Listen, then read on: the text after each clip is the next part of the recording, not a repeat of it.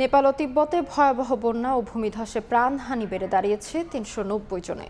এখনও নিখোঁজ সহস্রাধিক মানুষ, যাদের মধ্যে ৫ শতাধিক বিদেশি নাগরিক। জীবিতদের উদ্ধারে জোর তৎপরতা চালাচ্ছেন উদ্ধারকারীরা। কাজ করছেন ৫,০০০-এরও বেশি সেনা ও পুলিশ সদস্য। নেপালের প্রতি সহায়তার হাত বাড়িয়েছে যুক্তরাষ্ট্র, ভারত ও জাতিসংঘ সহ বিভিন্ন দেশ ও আন্তর্জাতিক সংস্থা। নেপালের এই বিপর্যয়কে ভয়াবহ আখ্যা দিয়েছেন মার্কিন প্রেসিডেন্ট ডোনাল্ড ট্রাম্প। বদলে গেছে হিমালয়ের দুর্গম জনপদ। পাহাড় থেকে নেমে আসা কাদা, পাথর আর বরফের বিশাল স্রোতে চোখের পলকে ভেসে গেছে ঘরবাড়ি, সড়ক, সেতু ও বিদ্যুৎ অবকাঠামো। বিধ্বস্ত জনপদে জীবিতদের খুঁজতে দিনরাত চলছে উদ্ধার অভিযান। তবে বানের স্রোতে যোগাযোগ অবকাঠামো ধ্বংস হওয়ায় দুর্গত এলাকায় পৌঁছানো কঠিন হয়ে পড়েছে। উদ্ধার তৎপরতায় কাজ করছেন ৫,০০০-এর বেশি সেনা ও পুলিশ সদস্য। এদিকে ভয়াবহ পাহাড়ি ঢলে নেপাল ও তিব্বতে সৃষ্ট বন্যা ও ভূমিধসে বেড়েই চলেছে প্রাণহানি। শত শত মানুষের মৃত্যুর পাশাপাশি এখনও নিখোঁজ অনেকে। প্রাণহানি আরও বাড়ার শঙ্কা স্থানীয় প্রশাসনের। স্রোতের তোড়ে ভেসে যাওয়া মরদেহ বন্যা কবলিত এলাকা থেকে কয়েকশো কিলোমিটার দূরের ভাটি অঞ্চল থেকেও উদ্ধার করা হচ্ছে। স্থানীয় দুর্যোগ কর্তৃপক্ষ জানিয়েছে, বন্যার উৎসস্থলে তৈরি হওয়া একটি হ্রদের পানি বাড়ছে, যা ভেঙে গেলে নতুন করে বড় বিপর্যয়ের আশঙ্কা রয়েছে। নেপাল সরকারের হিসেবে নিখোঁজ থাকা পর্যটকদের বেশিরভাগই ভারতীয়। খোঁজ মিলছে না যুক্তরাষ্ট্র, যুক্তরাজ্য, অস্ট্রেলিয়া ও কানাডার নাগরিকদেরও। ভারতের পররাষ্ট্র মন্ত্রণালয়ের তথ্য অনুযায়ী সেখানে তাদের দেশের কয়েকজন একটি বিদ্যুৎ প্রকল্পে কর্মরত ছিলেন। এছাড়া অনেক ভারতীয় পর্যটক কৈলাস মানস সরোবরে তীর্থযাত্রায় গিয়েছিলেন। নেপালের এই বিপর্যয়কে ভয়াবহ আখ্যা দিয়েছেন মার্কিন প্রেসিডেন্ট ডোনাল্ড ট্রাম্প। সার্বক্ষণিক যোগাযোগ রাখার পাশাপাশি কাঠমান্ডুকে সব ধরনের সহায়তার আশ্বাস দেওয়া হয়েছে বলেও জানান তিনি। নিখোঁজ মার্কিন নাগরিকদের নিরাপত্তা নিয়ে উদ্বেগ প্রকাশ করেন ট্রাম্প। যুক্তরাষ্ট্রের পাশাপাশি বন্যা দুর্গত নেপালে অর্থ ও ত্রাণ সহায়তা পাঠাতে শুরু করেছে বিভিন্ন দেশ ও আন্তর্জাতিক সংস্থা। দক্ষিণ কোরিয়া ছাড়াও এরই মধ্যে দ্বিতীয় দফায় ত্রাণ সহায়তা পাঠিয়েছে নয়াদিল্লি। নেপালের পাশে দাঁড়িয়েছে জাতিসংঘ, ইউনিসেফ, বিশ্ব খাদ্য কর্মসূচি, UNFPA ও বিশ্ব স্বাস্থ্য সংস্থার কর্মীরাও। নাসরিন রুমি, সময় সংবাদ। নেপাল ট্র্যাজেডিতে হতাহতের স্মরণে জাতীয় সংসদে গ্রহণ করা হলো শোক প্রস্তাব। ত্রয়োদশ সংসদের তৃতীয় অধিবেশনের শুরুতেই এই শোক প্রস্তাব গ্রহণ করা হয়। এদিকে পররাষ্ট্রমন্ত্রী জানান, বাংলাদেশ ইতিবাচক হলেও মক্কা নিরাপত্তা জোটে এখনই যোগ দেওয়ার সুযোগ নেই। নতজানু পররাষ্ট্রনীতির কবর রচনা করা হয়েছে বলেও জানান মন্ত্রী। ত্রয়োদশ সংসদের তৃতীয় অধিবেশনে সম্পূরক প্রশ্নের উত্তরে পররাষ্ট্রমন্ত্রী খলিলুর রহমানের বক্তব্যে উঠে আসে মক্কা চুক্তি ইস্যু। মন্ত্রী জানান, মক্কা চুক্তিকে ইতিবাচকভাবে দেখলেও এখনই এতে সম্পৃক্ত হওয়ার সুযোগ নেই বাংলাদেশের। আরেক প্রশ্নের উত্তরে তিনি জানান, নতজানু পররাষ্ট্রনীতির কবর রচনা করা হয়েছে। প্রধানমন্ত্রী তারেক রহমানের নেতৃত্বে পররাষ্ট্রনীতি ইস্যুতে মাথা উঁচু করে চলবে বাংলাদেশ। এই প্যাক্টটিকে ইতিবাচক হিসেবে দেখছি।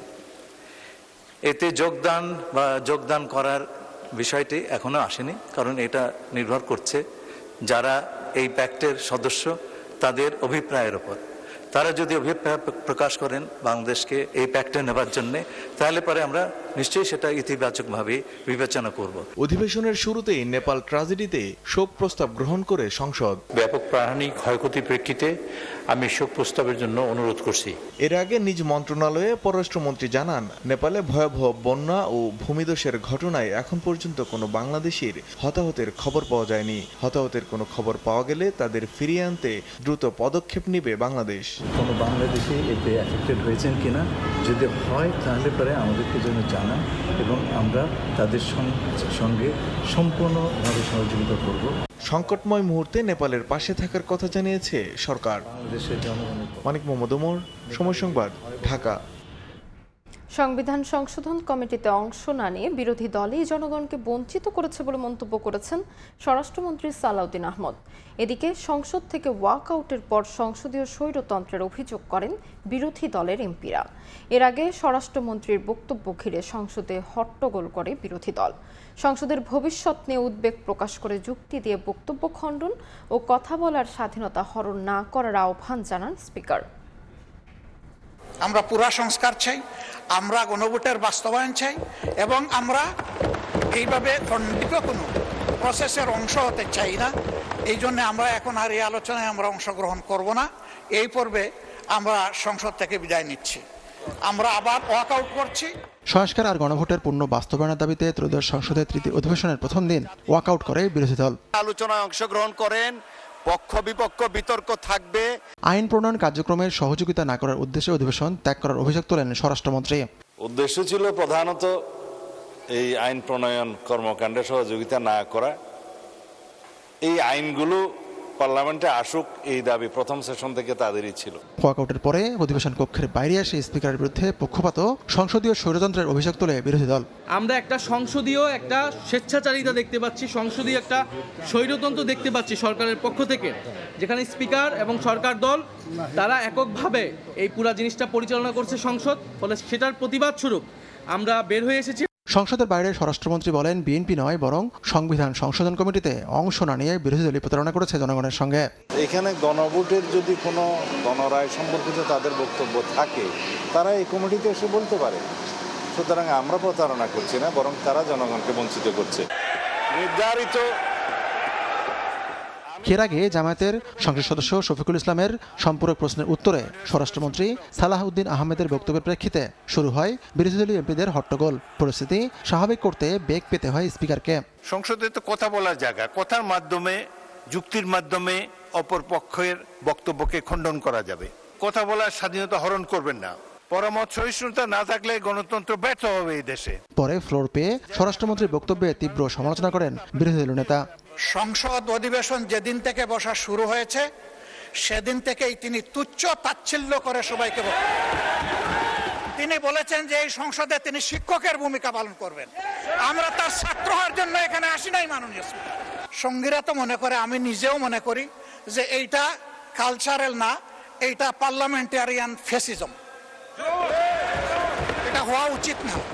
হাতিকুর রহমান তমাল, সময় সংবাদ, ঢাকা। আসন্ন কপ সম্মেলনে অংশ নিতে প্রধানমন্ত্রী তারেক রহমান তুরস্ক সফর করবেন বলে জানিয়েছেন পররাষ্ট্র প্রতিমন্ত্রী হুমায়ুন কবির। জেদ্দায় অনুষ্ঠিত 23তম ওআইসি পররাষ্ট্রমন্ত্রীদের সম্মেলনের সাইডলাইনে দেশটির উপপররাষ্ট্রমন্ত্রী এইচ.ই. মুসা কুলাক্লিকায়ারের সঙ্গে বৈঠকে একথা জানান তিনি। বৃহস্পতিবার জেদ্দায় অনুষ্ঠিত এ সম্মেলনে বাংলাদেশের প্রতিনিধিত্ব করেন পররাষ্ট্র প্রতিমন্ত্রী হুমায়ুন কবির। এর ফাঁকে তিনি বেশ কয়েকটি সাইডলাইন বৈঠক করেন। তুরস্কের উপপররাষ্ট্রমন্ত্রীর সঙ্গে বৈঠকে আঞ্চলিক ও পারস্পরিক স্বার্থ সংশ্লিষ্ট বিভিন্ন বিষয়ে ঘনিষ্ঠভাবে কাজ করার আগ্রহ প্রকাশ করে দুই পক্ষ। এছাড়া হুমায়ুন কবির সাইডলাইনে বৈঠক করেন কাতারের পররাষ্ট্র প্রতিমন্ত্রী এইচ.ই. সুলতান বিন সাদ আল মুরাইখির সঙ্গে।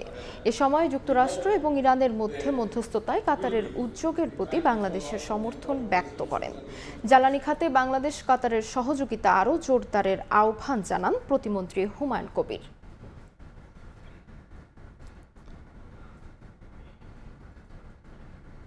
চীনের কাছ থেকে 20টি জে-10সি যুদ্ধ বিমান কিনতে যাচ্ছে বাংলাদেশ।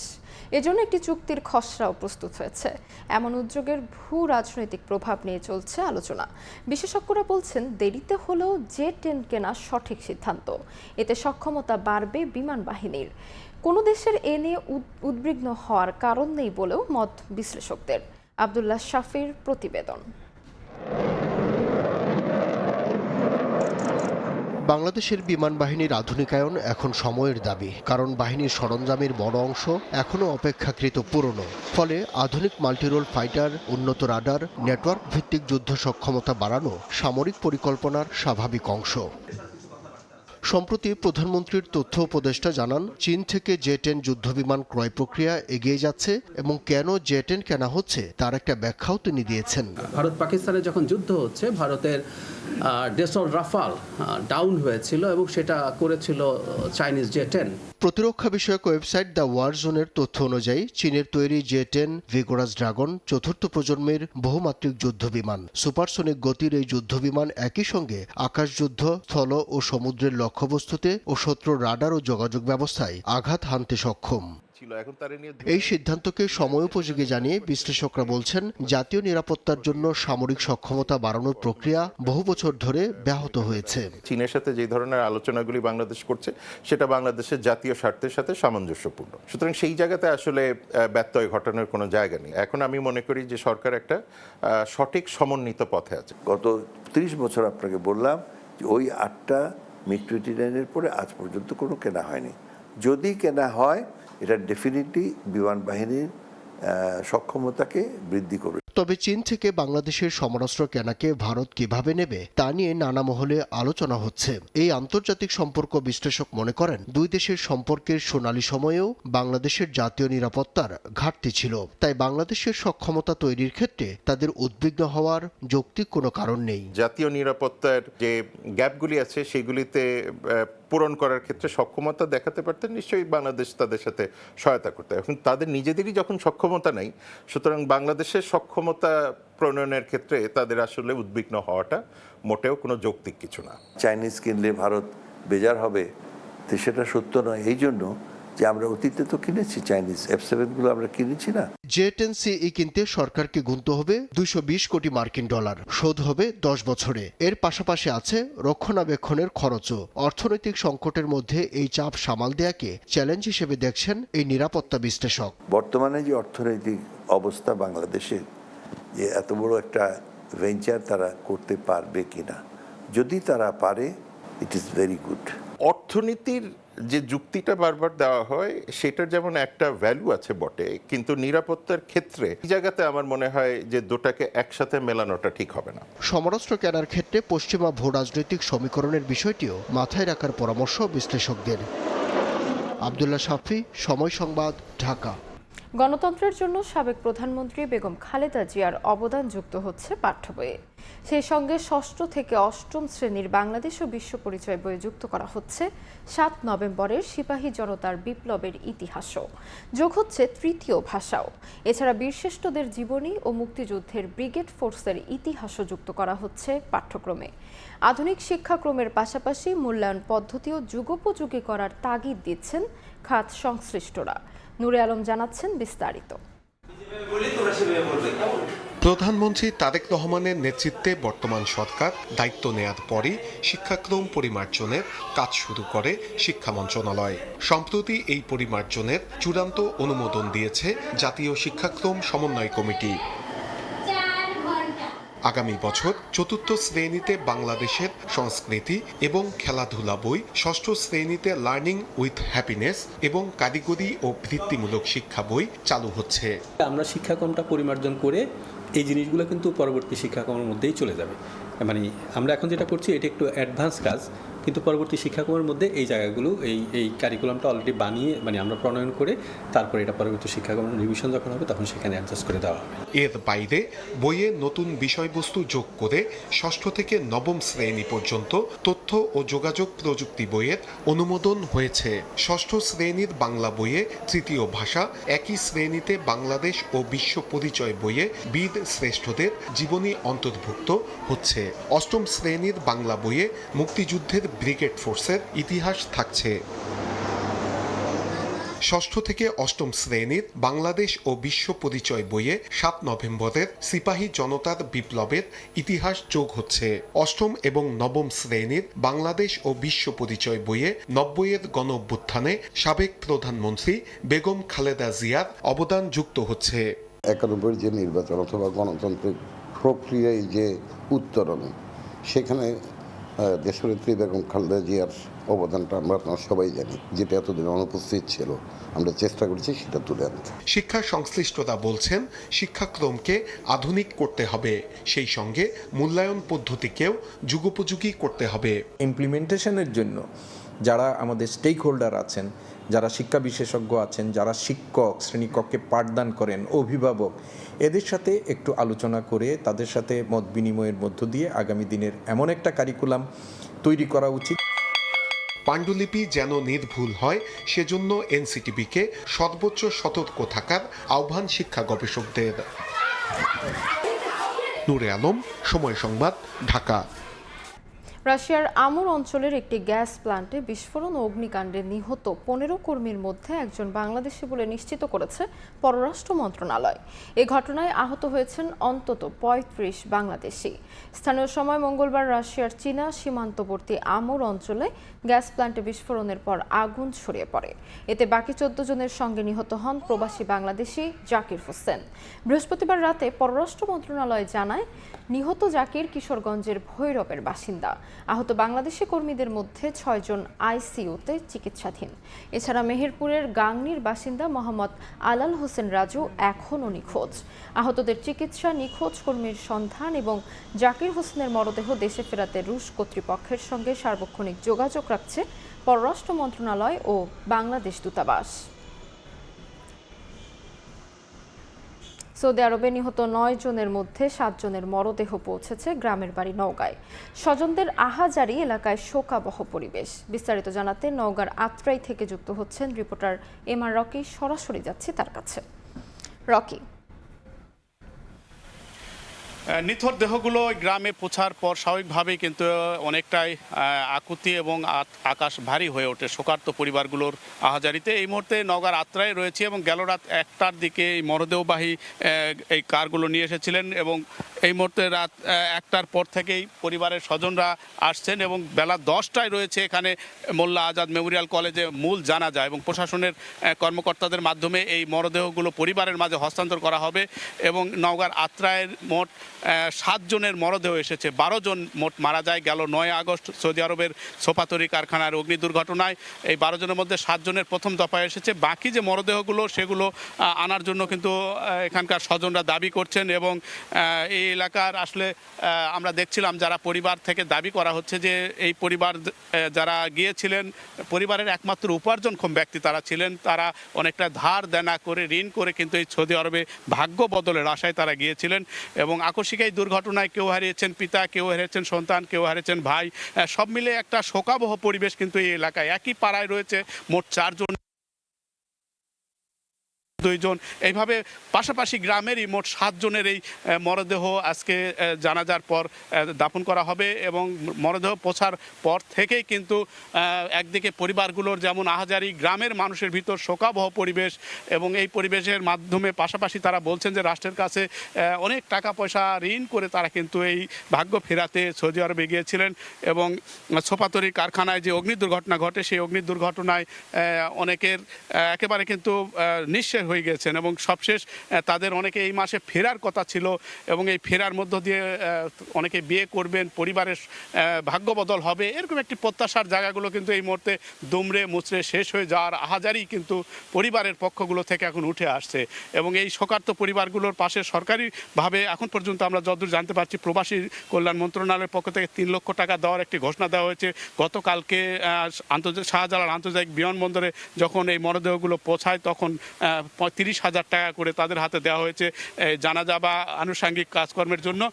সব মিলে বেলা 10টার পর জানাজা হবে। জানাজার পরের ধাপে মরদেহগুলো দাফন করা হবে। পাশাপাশি গ্রামের একসঙ্গে এতগুলো মরদেহ স্বাভাবিকভাবে কিন্তু শোকাবহ একটি আবেগঘন পরিবেশ আমরা এই এলাকায় বিরাজ করার চিত্রই দেখছিলাম। এই ছিল সার্বিক নওগাঁর প্রবাসীদের রেমিটেন্স যোদ্ধাদের মরদেহ পৌঁছার খবর আমার কাছে। নওগাঁর আত্রাই থেকে সরাসরি যুক্ত ছিলাম। রাজধানীর মতিঝিলে সুন্দরবন কুরিয়ার সার্ভিসের দিলখুশা শাখায় একটি পার্সেল থেকে 20 কেজি গাঁজা উদ্ধার করেছে র্যাব। জনপ্রিয় জুতার ব্র্যান্ড অ্যাপেক্সের লোগো সম্বলিত একটি পার্সেল থেকে এসব গাঁজা উদ্ধার করা হয়। র্যাব 3-র উপ অধিনায়ক সাইদুর রহমান জানান, কুরিয়ারে পার্সেলের আড়ালে মাদক আসছে এমন তথ্যের ভিত্তিতে মতিঝিলে অভিযান পরিচালনা করা হয়। এ সময় হান্নান মিয়া ও সোহেল নামে 2 মাদক কারবারিকে আটক করা হয়। তাদের কাছ থেকে সুন্দরবন কুরিয়ারের পার্সেল জব্দ করা হয়। ভেতরে সম্রাট সুজ লেখা 40টি জুতার প্যাকেট বের হয়। প্রতিটি প্যাকেটে 500 গ্রাম করে 20 কেজি গাঁজা ছিল।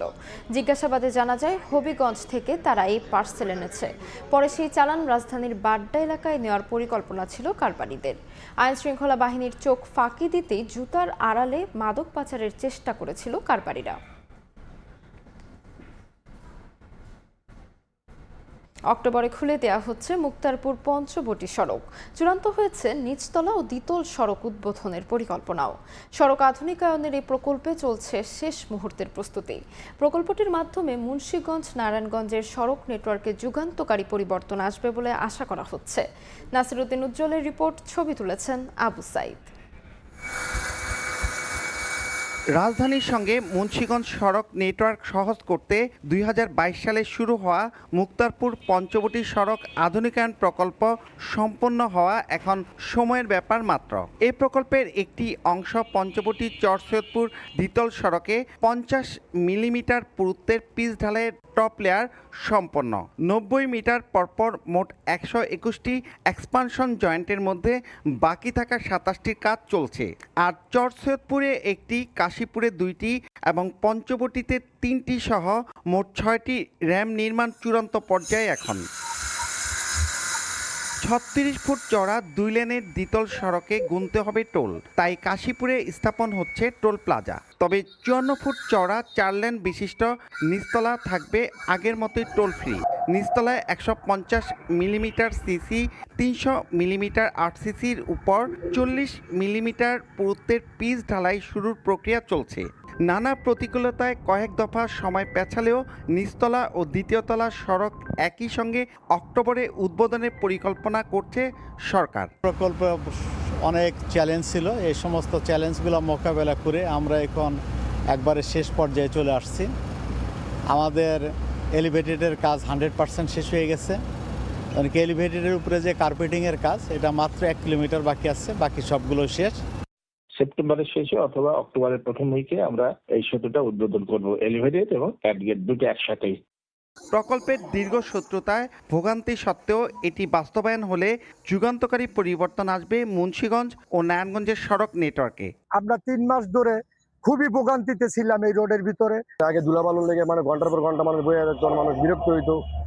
এই চালু অনেক মানুষের অনেক সুবিধা হইব। যেন পুরো প্রকল্প চালু হইলে আমরা আশাবাদী যেন এখানে আর কোনো যানজট লাগবে না। পুরো প্রকল্প যখন আপনার একবারে চালু হবে, আপনার মুন্সিগঞ্জ বা নারায়ণগঞ্জবাসী খুব উপকৃত হবে। 3300 কোটি টাকার মুক্তারপুর পঞ্চবটি সড়ক আধুনিকায়ন প্রকল্পটি বাংলাদেশ সেতু কর্তৃপক্ষের তদারকিতে বাস্তবায়ন করছে চীনা ঠিকাদারি প্রতিষ্ঠান। প্রকল্পের সার্বিক অগ্রগতি 97% বেশি। নাসিরউদ্দিন উজ্জ্বল, সময় সংবাদ। কিশোরগঞ্জ হাওরে মেঘনা নদীর ভাঙনে বিলীন হয়ে গেছে বাঙালপাড়া নোয়াগাঁও চাতলপাড় অল ওয়েদার সড়ক। এতে যানবাহন চলাচল বন্ধ হয়ে বিড়ম্বনায় পড়েছেন বাসিন্দারা। এমনকি জীবনের ঝুঁকি নিয়ে ভেঙে পড়া সড়কের অবশিষ্ট খাড়া ঢাল বেয়ে পারাপারে প্রায়ই ঘটছে দুর্ঘটনা। এলজিডি বলছে দ্রুত সড়কটি সংস্কারের উদ্যোগ নেওয়া হবে। নূর মোহাম্মদের তথ্য ও রুবেল হোসাইনের ছবি নিয়ে রিপোর্ট। নদীর তীব্র স্রোতে সড়কের বিশাল অংশ ভেঙে বন্ধ যান চলাচল। তবু জীবনের ঝুঁকি নিয়ে ধসে পড়া সড়ক দিয়ে চলাচল করছে মানুষ। ইউনিয়ন পরিষদ, হাটবাজার, উপজেলা সদর, হাসপাতাল, স্কুল, কলেজ ও অফিস আদালতে যাতায়াতের জন্য এই সড়কটির উপরই নির্ভরশীল স্থানীয়রা। কিশোরগঞ্জের হাওর অধ্যুষিত অষ্টগ্রাম, বাঙ্গালপাড়া, নোয়াগাঁও, চাতলপাড় অলওয়েদার সড়কের দৃশ্য এটি। বর্ষার শুরুতে সড়কের নোয়াগাঁও এলাকায় মেঘনা নদীতে বিলীন হয় অন্তত 50 মিটার সড়ক। এতে স্বাভাবিক যান চলাচল বন্ধ হয়ে চরম দুর্ভোগে পড়েন এলাকাবাসী। ভাঙতে গিয়ে গাড়ি লিয়ে পড়ছে, অনেক মানুষের ফাও ব্যথা পাইছে, হাঁটতে গিয়ে যাইতে পারে না, মহিলারা যাইতে পারে না। দাঁড়ায় আসলাম, একটা মহিলা ফাও স্লিপ কাটিয়া একবার নিচে চলে গেছে। এই মানুষের চলাফেরা অনেক বন্ধ হয়ে গেছে, আমাদের অনেক অসুবিধা হয়ে গেছে চলাফেরা। আমরা চাই যেতে আরো দ্রুত বেগে যেতে আমরা কাজগুলো সমাধান করে দেয়। ভাঙন কবলিত অংশে বিআইডব্লিউটির ডেজার দিয়ে বালু ভরাটের কাজ শুরু হয়েছে। দ্রুত সড়কটি মেরামত করে চলাচলের উপযোগী করে তোলার চেষ্টা চলছে বলে জানায় এলজিডি। পানি উন্নয়ন বোর্ড কিছু জিও ব্যাগ ফেলাইছে, জিও ব্যাগ ফেলানোর পরে আর ওদেরকে আমরা খুঁজে পাচ্ছি না। এখন বিআইডব্লিউটি আর এলজিডি মিলাইয়া আশা রাখতেছি 15 থেকে 20 দিনের মধ্যে আমরা ভাঙা রাস্তা এটাকে ভালো ফিলিংটা কমপ্লিট করতে পারবো। 2019 সালে 44 কোটি টাকা ব্যয়ে 7 কিলোমিটার দীর্ঘ সড়কটি নির্মাণ করে স্থানীয় সরকার প্রকৌশল অধিদপ্তর। সময় সংবাদ, কিশোরগঞ্জ। থানা, পুলিশ, সিআইডি, ডিবির পর পিবিআই। 14 বছরেও দোহারের সাদ্দাম অপহরণ রহস্যের কুল কিনারা পায়নি 4 সংস্থা। গ্রেফতার 8 আসামির 2 জন খুনের স্বীকারোক্তি দিলেও মেলেনি লাশের হদিস। রহস্য উদ্ঘাটন করে জড়িতদের দৃষ্টান্তমূলক শাস্তির আশায় ভুক্তভোগীর পরিবার। বুলবুল রেজার রিপোর্ট। ছেলেটা যদি মাইরে থাকে তাহলে আমার ছেলের লাশটা কোথায়? এটা অনেক সংস্থা তদন্ত করছে, কিন্তু আদৌ পর্যন্ত তদন্ত রিপোর্টে এই জিনিসটা উঠে আসে নাই যে সাদ্দাম কি আজও পর্যন্ত কি মৃত না জীবিত। ঢাকার দোহার উপজেলার নারিশা ইউনিয়ন পাশ দিয়ে বয়ে গেছে পদ্মা নদী। 2024 সালের 3 আগস্ট রাতে নারিশা গ্রামের হিরণ ফকির ও ইসমাইল আকন একই গ্রামের 23 বছরের যুবক তামিম আহমেদ সাদ্দামকে যাত্রাপালা দেখতে নিয়ে যান পদ্মার চরে। আজও বাড়ি ফেরেনি সাদ্দাম। দুদিন পর সাদ্দামের মায়ের মোবাইলে অজ্ঞাত নম্বর থেকে ফোন আসে। দাবি করা হয় 22 লাখ টাকা মুক্তিপণ। দোহার থানায় জানানোর পর অভিযানে নামে পুলিশ। অনেক রাত্রে টেলিফোন করছে, যদি সাদ্দাম আছে তোরা 22 লক্ষ টাকা নেয়, এদিক সেদিক করো তারা ছেলে পাবি না। তা আমরা গেলাম থানায়, আর তো কোথাও যাওয়ার জায়গা নেই। এ ঘটনায় পাবনা থেকে দুজনকে গ্রেফতারের পর আদালতে স্বীকারোক্তি দেয় একজন। এতে জড়িতদের নাম উঠে আসলেও সাদ্দামের হদিস পায়নি পুলিশ। বাদীর আবেদনে মামলার তদন্তে আসে সিআইডি। আবুল কাশেম মণ্ডল সহ 3 জনকে গ্রেফতার করে সিআইডি। 2016 সালে 12 জনের বিরুদ্ধে অভিযোগপত্র দেয় সংস্থাটি, যদিও ভিকটিমের পরিণতি রয়ে যায় অন্ধকারে। বাদীর নারাজিতে মামলা যায় ডিবিতে। গোয়েন্দা পুলিশের তদন্তে বেরিয়ে আসে আসামিরা সবাই সর্বহারা পার্টির সদস্য। চরাঞ্চলে বিভিন্ন অপরাধমূলক কর্মকাণ্ডে জড়িত চক্রটি। তদন্তে প্রতীয়মান হয় মুক্তিপণের টাকা না পেয়ে সাদ্দামকে খুন করা হয়েছে। খুন করা হলে লাশ কোথায়? এবারও নারাজিবাদীর তদন্তে পিবিআই। আসামি 164-এ কিন্তু অনেকে জবানবন্দি দিচ্ছে, কিন্তু আদৌ পর্যন্ত তদন্ত রিপোর্টে এই জিনিসটা উঠে আসে নাই যে সাদ্দাম কি আজও পর্যন্ত কি মৃত না জীবিত। 2019 সালে সম্পূরক অভিযোগপত্র দাখিল করে পিবিআই। একই চিত্র এবারও, হদিস নেই লাশের। বাদীর আবেদনে ফের অধিকতর তদন্তে পিবিআই। আমার ছেলেটা যদি মাইরে থাকে তাহলে আমার ছেলের লাশটা কোথায়? আর আমার ছেলের এই মারার জন্য মেন হোতা কে? আমার ছেলের তদন্ত যা হওয়ার কথা তা আমি পাইতেছি না। অভিযোগপত্র এবং সম্পূরক অভিযোগপত্রে উঠে এসেছে সাদ্দামকে খুন করা হয়েছিল, কিন্তু এখনো অনেকগুলো বিষয় সুরাহা হয়নি। কারা হত্যায় জড়িত ছিল, কেন খুন করা হয়েছিল এবং খুন করার পর লাশ কোথায় গুম করা হয়েছিল।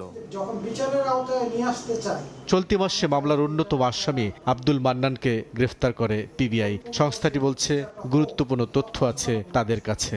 এটা হত্যা বা অথবা হত্যাপূর্বক লাশ এটা নদীতে ফেলে দেওয়া অথবা চরে কোনো কিছু করা, এই ধরনের একটা তথ্যপত্র আসতেছে। আশা করি যে অন্যান্য আসামি আমরা গ্রেপ্তার করতে সক্ষম হলে এই ভিকটিমের ভাগ্যে শেষ পর্যন্ত কি ঘটেছিল সেটার সম্পূর্ণ প্রেক্ষাপটটা তখন পাওয়া যাবে। চাঞ্চল্যকর মামলাটি এখন পর্যন্ত তদন্ত করেছেন পুলিশের 13 জন কর্মকর্তা। বুলবুল রেজা, সময় সংবাদ, ঢাকা। গোপালগঞ্জে মাত্র 10 টাকায় মোবাইল সিম কিনে চরম বিপাকে একাধিক নারী। জাতীয় পরিচয়পত্র দিয়ে নিবন্ধনের পর সিম চালু করার অজুহাতে তা হাতিয়ে নিয়ে চালানো হচ্ছে বিকাশ ও নগদ প্রতারণা। এমনই 2 ভুক্তভোগী নারীর নামে বরিশাল থানায় হয়েছে প্রতারণার অভিযোগ। ঘটনার পর ভাঙতে বসেছে তাদের সংসার। পুলিশ বলছে চক্রটিকে শনাক্তে তদন্ত চলছে। এইচএম মানিকের ছবিতে বিস্তারিত জানাচ্ছেন জয়ন্ত শিরালী। সহজ সরল মনে মাত্র 10 টাকায় কিনেছিলেন মোবাইল সিম, কিন্তু সেই সিমই এখন আসমা ও নূপুর নামের 2 গৃহবধূর জীবনে ডেকে এনেছে চরম আতঙ্ক। ঘটনার সূত্রপাত 2 আগস্ট। গ্রামে ফেরি করে 10 টাকায় সিম বিক্রির ফাঁদ ফেলে একটি চক্র। প্রথমে জাতীয় পরিচয়পত্র ও ফিঙ্গারপ্রিন্ট নিয়ে সম্পন্ন করা হয় নিবন্ধন। এরপর কৌশলে বায়োমেট্রিক ফেস ভেরিফিকেশন করে ওই সিমে খুলে নেয় বিকাশ ও নগদ অ্যাকাউন্ট। তবে নেটওয়ার্ক সমস্যার কারণে সিম চালু হয়নি এমন অজুহাতে সিম না দিয়েই চলে যায় প্রতারক। এরপর গত 14 আগস্ট বরিশাল থানা থেকে স্থানীয় গ্রাম পুলিশের কাছে ফোন এলে জানা যায় আসমা ও নূপুর নামের সেই নাম্বার ব্যবহার করে বিকাশে ও নগদে হাতিয়ে নেওয়া হয়েছে বিপুল অর্থ। হঠাৎ এমন খবরে দিশেহারা ভুক্তভোগী আসমা, নূপুর ও তার পরিবার।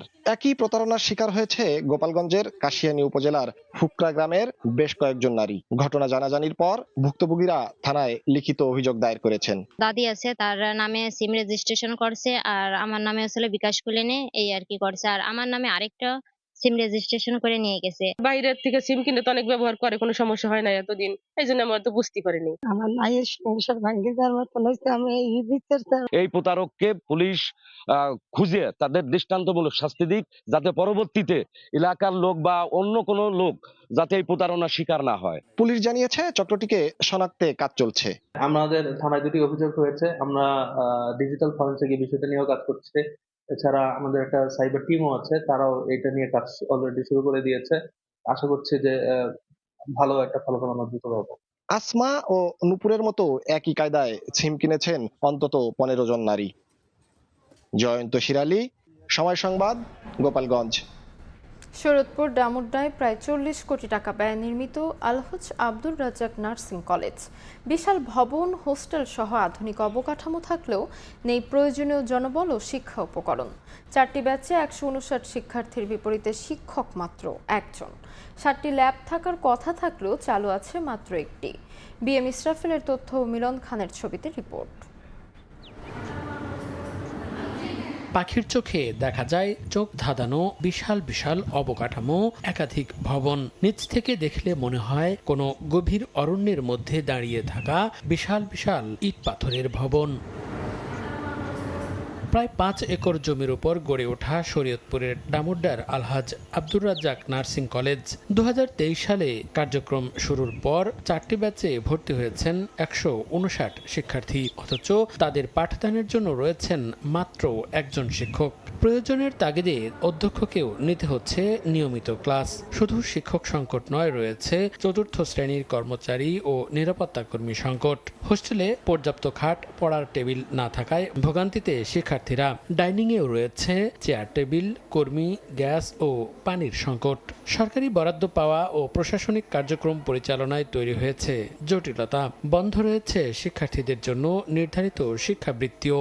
মধ্যবিত্ত শিক্ষার্থী আছে যারা শুধু একটু নার্সিং ভালোভাবে পড়ার জন্য বা নিজের প্রতিষ্ঠিত করার জন্য এই জায়গায় আসছি, কিন্তু কোনো ধরনের সুযোগ সুবিধা আমরা পাচ্ছি না। পড়ার জন্য কোনো টেবিল নাই, চেয়ার নাই, সামনেই শীত আসতেছে, আমরা এইভাবে যদি ফ্লোরে থাকি আমাদের ঠান্ডা লাগবে, আমরা অসুস্থ হয়ে পড়বো। সবচেয়ে বেশি যেটা প্রয়োজনীয় সেটা হচ্ছে আমাদের শিক্ষক এবং আমাদের শিক্ষাবৃত্তি। আমরা যে যন্ত্রপাতি ইনস্ট্রুমেন্টগুলো ব্যবহার করে একজন রোগীর সেবা করব, সেগুলো আমাদের এখানে কোনো কিছুই নাই। একজন শিক্ষক দিয়ে আমাদের 4টা বেজে টোটাল 22টা সাবজেক্ট ক্লাস নেওয়া হয়, কিন্তু একজন শিক্ষকের পক্ষে সেটা সম্ভব না। এখানে কোনো গার্ড নেই, যার কারণে এতজন মেয়ে থাকায় বাইরে থেকে দস্যুদের থেকে আমরা হানা পেতে পারি। প্রতিষ্ঠার পর আইবাস কোড ও প্রয়োজনীয় পদ সৃজন না হওয়ায় মূলত জনবল সংকট তৈরি হয়েছে। শিগগিরই সমস্যা সমাধান হবে বলে জানান অধ্যক্ষ।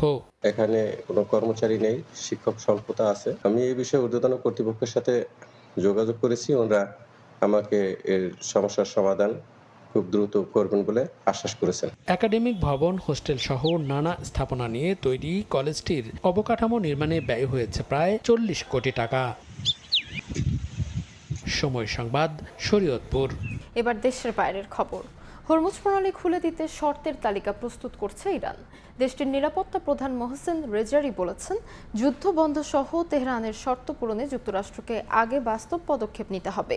এরই মধ্যে তেহরান সফরে গিয়ে উত্তেজনা প্রশমন ও সংলাপের পরিবেশ তৈরির বিষয়ে আলোচনা করেছেন কাতারের প্রধানমন্ত্রী। তবে ওয়াশিংটনের দাবি, ইরান ওমানের সমঝোতা তাদের আগ্রহের বিষয় নয়। হরমুজ প্রণালী পুনরায় খুলে দেওয়ার সম্ভাবনা নিয়ে নতুন করে শুরু হয়েছে কূটনৈতিক তৎপরতা। ইরানের সুপ্রিম ন্যাশনাল সিকিউরিটি কাউন্সিলের সচিব মোহসেন রেজাই জানিয়েছেন, মধ্যস্থতাকারীরা প্রণালী খুলতে তেহরানের শর্ত জানতে চেয়েছে। চলছে শর্তের তালিকা প্রস্তুতির কাজ। এর মধ্যে রয়েছে দ্রুত এ অঞ্চলে যুদ্ধ বন্ধ করার যুক্তি। শর্ত পূরণে যুক্তরাষ্ট্র বাস্তব পদক্ষেপ নিলে ওমান ও ইরানের জলসীমার সমন্বয়ে নির্ধারিত চ্যানেল দিয়ে জাহাজ চলাচলের সুযোগ দেওয়ার কথাও জানিয়েছে তেহরান। তেহরানে ইরানের প্রেসিডেন্ট মাসুদ পেজেশকিয়ান ও নিরাপত্তা প্রধান মোহসেন রেজাইর সঙ্গে বৈঠক করেছেন কাতারের প্রধানমন্ত্রী ও পররাষ্ট্রমন্ত্রী শেখ মোহাম্মদ বিন আব্দুর রহমান আল থানি। এতে আঞ্চলিক উত্তেজনা কমানো, নিরাপত্তা পরিস্থিতি ও সংলাপের পরিবেশ তৈরির উপায় নিয়ে আলোচনা হয়। কাতারের পররাষ্ট্র মন্ত্রণালয়ের দাবি, আলোচনা হয়েছে হরমুজ প্রণালী থেকে মাইন অপসারণে ইরান ও কাতারের যৌথ প্রকল্প নিয়েও। হরমুজ প্রণালী স্বাভাবিক করতে যুক্তরাষ্ট্রকে ইরানের শর্ত মানতে হবে, এমন অবস্থানে অনড় রয়েছে তেহরান। ইরানের পার্লামেন্ট স্পিকার ও প্রধান আলোচক মোহাম্মদ বাঘের গালিবাফও বলেছেন, ওয়াশিংটনকে আগে সমঝোতার প্রতিশ্রুতি বাস্তবায়ন করতে হবে। তার দাবি, মার্কিন অর্থনৈতিক অবরোধ ব্যর্থ হবে। এদিকে মার্কিন প্রেসিডেন্ট ডোনাল্ড ট্রাম্প বলেছেন, ইরানের বিরুদ্ধে অর্থনৈতিক ও সামরিক চাপ কার্যকর এবং তেহরানের সঙ্গে আলোচনায় কোনো তাড়াহুড়ো নেই। মার্কিন প্রশাসনের এক কর্মকর্তা বলেছেন, ইরান ওমানের সমঝোতা ওয়াশিংটনের কাছে গুরুত্বপূর্ণ নয়, বরং তারা গুরুত্ব দিচ্ছে হরমুজ প্রণালী উন্মুক্ত করা এবং সেখানকার সব মাইন অপসারণ করার বিষয়ে। দীর্ঘ সংঘাতের প্রভাব পড়েছে ইরানের তেল অবকাঠামোতেও। মার্কিন হামলার পর গুরুত্বপূর্ণ খার্ক দ্বীপের তেল স্থাপনা পরিদর্শন করেছেন পার্লামেন্টের ডেপুটি স্পিকার আলী নিকজাদ। একসময় এই দ্বীপ থেকেই ইরান প্রায় 90% তেল রফতানি করত। ফলে হরমুজের উত্তেজনা কমানো শুধু নৌপথ চালন নয়, ইরানের তেল রফতানি ও বৈশ্বিক জ্বালানি বাজারের জন্যও গুরুত্বপূর্ণ। নাসরিন রুমি, সময় সংবাদ। এবার খেলার খবর। 2 বছরের ব্যবধানে তামিম ইকবালের ভিন্ন দুই রূপ। বিসিবিকে বিপিএল আয়োজনে বাধ্য করা সাবেক এই অধিনায়ক ক্রিকেট বোর্ডের মসনদে বলে বসেছেন ভিন্ন কথা। তামিমের এমন পরিবর্তন দেখে হতবাক ফারুক আহমেদ। প্রশ্ন তুলেছেন কোয়াবের অবস্থান নিয়ে। তার দাবি, ক্ষমতার দ্বন্দ্বে আটকে আছে দেশের ক্রিকেট। ফারুক আহমেদের সাক্ষাৎকার নিয়েছেন সাব্বির মিথুন। আজ দেখুন প্রথম পর্ব। বর্তমান বোর্ড প্রেসিডেন্ট তার আরও ন্যাশনাল টিমের প্লেয়াররা এসে বলল, আপনি ফরমার ক্যাপ্টেন, চিফ সিলেক্টর, আপনার একটা আলাদা দায়িত্ব আছে প্লেয়ারদের প্রতি। আমরা দরকার হলে 25-30% লেস টাকায় খেলবো, যেমন that was the pressure I felt. 2024-এর সেপ্টেম্বর মাস একদল ক্রিকেটার নিয়ে তৎকালীন সভাপতি ফারুক আহমেদকে বিপিএল আয়োজনে এক প্রকার বাধ্যই করেন সাবেক টাইগার অধিনায়ক তামিম ইকবাল। আপাতত স্টপ করলাম, স্টপ করে পুরো জিনিসটাকে সুন্দর করে রিভাইভ করে নতুন করে ভালোভাবে করা শুরু। ঠিক 2 বছরেরও কম সময়ে ভিন্ন রূপে তামিম। বিপিএল এবার তার কাছে স্রেফ লোকসানের টুর্নামেন্ট। যদিও ফারুক আহমেদের দাবি, আর্থিক লাভ ক্ষতির হিসেব টানলে কোনো ধরনের ক্রিকেটই এই দেশে আয়োজন সম্ভব নয়। ক্রিকেট ইউনিয়নে যে টুর্নামেন্টগুলো করি, ন্যাশনাল লিগ হয়তোবা 15 কোটি টাকা টুর্নামেন্ট, প্রিমিয়ার লিগ হয়তোবা 10 কোটি টাকা টুর্নামেন্ট, একটা টুর্নামেন্ট থেকে তো কোনো পয়সা আমরা কামাই না, তাহলে আমরা তো এগুলো বন্ধ করে দিতে পারি। নতুন বোর্ড তো 8 মাস সময় পাইলো এবং বোর্ডে তো অত্যন্ত প্রভাবশালী কিছু লোকজন আছেন যারা প্রত্যেকে যে দায়িত্ব নিতে একটা করে টিম আনবে, আপনি 5টা টিম দিয়ে করে দেন। আর দেশের একমাত্র ফ্র্যাঞ্চাইজি টুর্নামেন্ট বাতিলের পরেও ক্রিকেটারদের সংগঠন কোয়াবের নীরবতা দেখে হতবাক সাবেক বোর্ড প্রধান। প্রশ্ন তুলেছেন এই সংগঠনের যৌক্তিকতা নিয়েও। প্লেয়ার্স অ্যাসোসিয়েশন এখন কোনো কথা বলে না, বিপিএল বন্ধ হয়ে যাচ্ছে, এটা আই এম শিওর। মানে আগে কখনো হলে আন্দোলন ডেইলি আমরা মানববন্ধন দেখতাম। আমি কখনো শুনি নাই কারেন্ট প্লেয়াররা শুধু কোয়াবের সদস্য হবে। এটা কি অর্গানাইজেশন? এটা আমার কাছে মনে হয়েছে একটা বার্গেনিং চিপ, যে বার্গেনিং চিপের একজন হেড আছেন, তার কথা শুধু চলবে। সাবেক অধিনায়ক, সাবেক প্রধান নির্বাচকের পর সাবেক বোর্ড প্রধান, বৈচিত্র্যময় যাত্রায় দেশের ক্রিকেটকে নানানভাবে দেখা ফারুক আহমেদের মাঝে এখন একরাশ হতাশা। ক্ষমতার দ্বন্দ্বে জর্জরিত বিসিবি, এমনটাই তার মত। তামিম তো আমাদের দেশের একটা ব্র্যান্ডের মতো, সে হয়তোবা ইন্ডিয়াতে ফোন করতে পারবে, পাকিস্তানে ফোন করতে পারবে। বুলবুল যেমন ডেভেলপমেন্টে খুব ভালো, আমি আবার যেমন ওভারঅল চিন্তা করতে পারি। সো হ্যাঁ, এই মেধাগুলো যদি কাজে লাগানো যায় আমার মনে হয় খুব ভালো কিছু করা যেতে পারে। বাট আমি খুব বেশি আশাবাদী না। প্রবলেমটা হলো যে 3 জন যদি প্রেসিডেন্ট হতে তাহলে তো সমস্যা। বিপিএল বাতিল হওয়ায় আর্থিকভাবে বড় ধাক্কার অপেক্ষায় স্থানীয় ক্রিকেটার আর কোচিং স্টাফ। অবশ্যই ফ্র্যাঞ্চাইজি টুর্নামেন্ট স্থগিত হওয়ার সংস্কৃতি নতুন কিছু নয়। নানান সময়ে নানান অজুহাতে বিপিএল এর আগেও আয়োজন হয়নি একাধিকবার। সাব্বির মিথুন, সময় সংবাদ, ঢাকা। ডারউইনে অস্ট্রেলিয়ার বিপক্ষে ঐতিহাসিক টেস্ট জয় কভার করা সাংবাদিকদের সিডনিতে সংবর্ধনা দিয়েছে বাংলাদেশ মিডিয়া ফোরাম অস্ট্রেলিয়া। সময় টেলিভিশনের সিনিয়র রিপোর্টার তারেক হাসান শিমুলকে ক্রেস্ট ও সার্টিফিকেট তুলে দেন বিশেষ অতিথি উপল আমিন। একই অনুষ্ঠানে আত্মপ্রকাশ হয় অস্ট্রেলিয়ার অবস্থানরত প্রবাসী সাংবাদিকদের সংগঠন বাংলাদেশ মিডিয়া ফোরাম অস্ট্রেলিয়ারও। সংগঠনের সভাপতি নির্বাচিত হয়েছেন সাবেক রিপোর্টার হুমায়ুন কবির রোজ এবং সাধারণ সম্পাদক নির্বাচিত হয়েছেন সাবেক reporter Imran Hossain. Executive member হিসেবে আছেন সময় টিভির সাবেক ভিডিও এডিটর তৌহিদ হাসান টুটুল। অনুষ্ঠানে উপস্থিত ছিলেন প্যারামাট্টার মেয়র লর্ড মার্টিন জয়তার। এ সময় বাংলাদেশ থেকে অস্ট্রেলিয়ার টেস্ট কভার করতে যাওয়া সকল সাংবাদিকদের ক্রেস্ট ও সার্টিফিকেট দেওয়া হয়।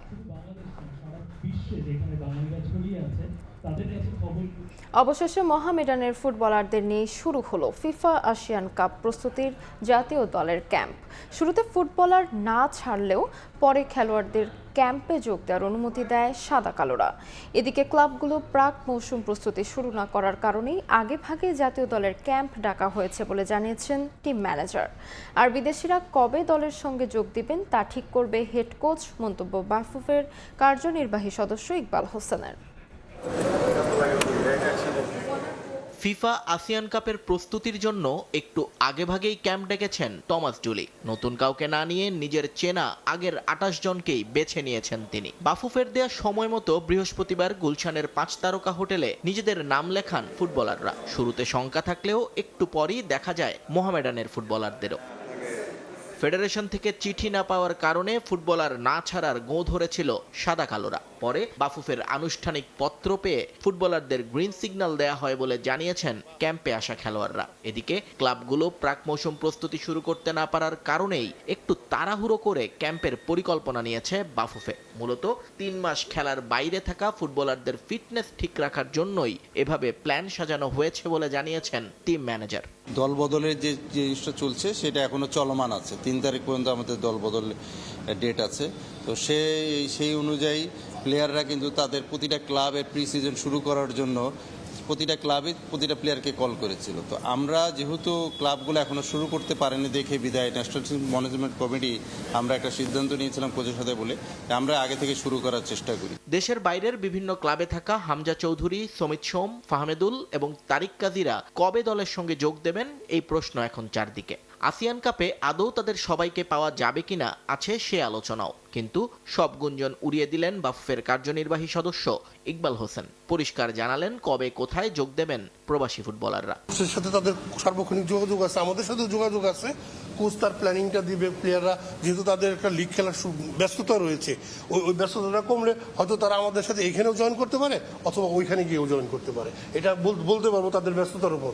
এবং কোচের সাথে অলরেডি তাদের কথা হয়েছে, কোচ এই প্ল্যানিংটা করেছে। ফিফার সেপ্টেম্বর-অক্টোবর উইন্ডোতে ফিফা আসিয়ান কাপের এই গ্রুপে বাংলাদেশের প্রতিপক্ষ স্বাগতিক ইন্দোনেশিয়া, মালয়েশিয়া এবং সিঙ্গাপুর। প্রথম ম্যাচ 25শে সেপ্টেম্বর। সে লক্ষ্যেই আপাতত হোটেলে ফিটনেস নিয়ে কাজ করবেন ফুটবলাররা। শুক্রবার থেকে বসুন্ধরা কিংস অ্যারেনায় শুরু হবে মাঠের অনুশীলন। নিয়ন মোহাইমেন, সময় সংবাদ।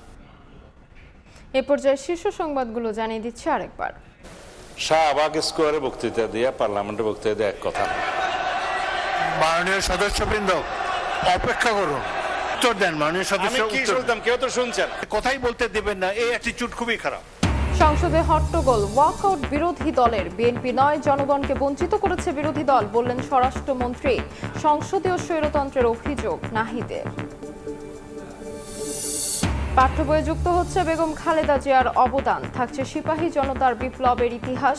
বাংলা বইয়ে পড়ানো হবে তৃতীয় ভাষা, পাঠ্যক্রম যুগোপযোগী করার তাগিদ বিশেষজ্ঞদের। এবং নেপালের বিপর্যস্ত এলাকায় এখনও প্রাণের খোঁজে উদ্ধারকারীরা, মৃতের সংখ্যা বেড়ে 390 জন। 5 শতাধিক বিদেশি নাগরিক সহ নিখোঁজ সহস্রাধিক। বানের ঢলকে ভয়াবহ বললেন ট্রাম্প। এই ছিল সকালের সময়। এরপর আন্তর্জাতিক সময় নিয়ে সঙ্গে থাকবেন সাবরিনা মজুমদার। তাজমিনা, ধন্যবাদ আপনাকে। আন্তর্জাতিক সময় নিয়ে আসছে কিছুক্ষণ পর, সঙ্গেই থাকুন সময়ের।